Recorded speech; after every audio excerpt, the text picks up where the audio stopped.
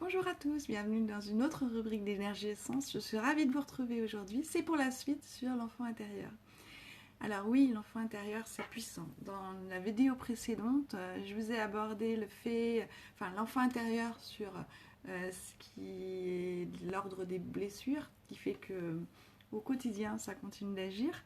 Et je le dis avec le sourire, mais c'est quelque chose qui prend du temps à travailler et à faire se sentir mieux.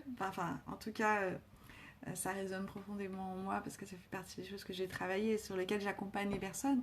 Mais il faut se dire que l'enfant intérieur, c'est aussi tout ce qui nous fait réagir au quotidien, mais dans le bon sens. Je vous explique. Quand vous êtes construit tout petit, il y a des choses qui vous ont vraiment fait vibrer, qui vous ont vraiment rendu heureux. Ça peut être de l'ordre de, vous savez, moi je me rappelle, il y avait un chewing-gum que je mâchais quand j'étais petite, et quand à l'âge adulte, je ressens cette odeur. Ça me fait du bien là, je me sens heureuse juste à sentir cette odeur-là. Et bien ça, c'est notre enfant intérieur qui réagit. Pour le coup, il réagit pour des bonnes choses, pas sur des blessures. Vous allez avoir la même chose quand vous avez l'impression de vivre quelque chose à l'âge adulte et puis que ça vous reconnecte à vous et que vous sentez heureux et que vous ressentez du bonheur. Et bien ça, c'est aussi des choses que vous avez pu connaître quand vous étiez tout petit. Ça peut être une activité, ça peut être des moments partagés dans la famille, ça peut être un lieu, ça peut être une image, ça peut être un goût. Vous savez, les plats de la grand-mère, et vous remangez ça, tout à fait par hasard, et d'un coup, ça vous rappelle ce goût-là, et vous vous sentez bien. Et ben voilà, l'enfant intérieur peut réagir aussi en vous dans le bon sens.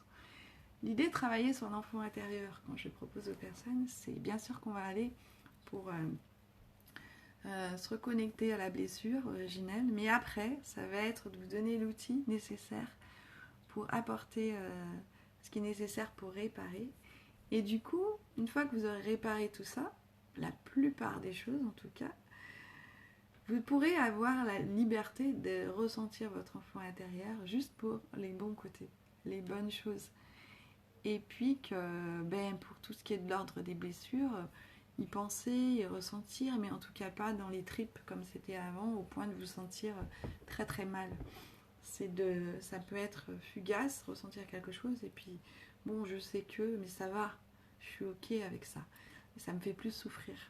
Et par contre, effectivement, avoir conscience que votre enfant intérieur, il est tout vivant, il est tout heureux quand vous êtes en totale connexion avec des choses qui vous ont construit petit et que vous continuez à faire perdurer ça, voire même que vous pouvez transmettre ça dans la famille, ou si c'est pas avec des descendants, ça peut être avec des gens plus jeunes, pour que cet amour ou cette